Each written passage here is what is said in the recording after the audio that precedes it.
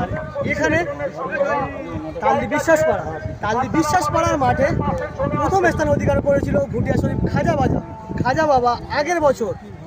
ভুটিয়া শরীফ খাজা বাবা আগের বছর এই তালদি বিশ্বাসপাড়ার মাঠে প্রথম স্থান অধিকার করেছিল। তা সেই একই পারফর্ম করলো এবছরেও ভুটিয়া শরীফ খাজা বাবা, অনেকটা ভালো পারফর্ম করেছে। বুঝলি তো, আজকের দিনে তোমার ঘোড়া কবার প্রথম স্থান অধিকার করেছে? প্রথম স্থান অধিকার করেছে। ছাড়া হয়েছে কবার? 4বার ছাড়া হয়েছে।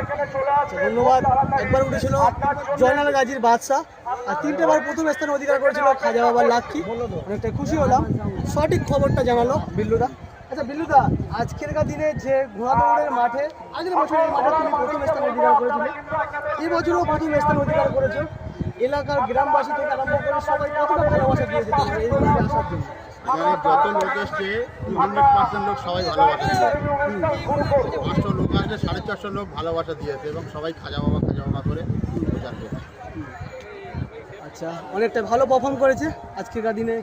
সীমিত বক্তব্য।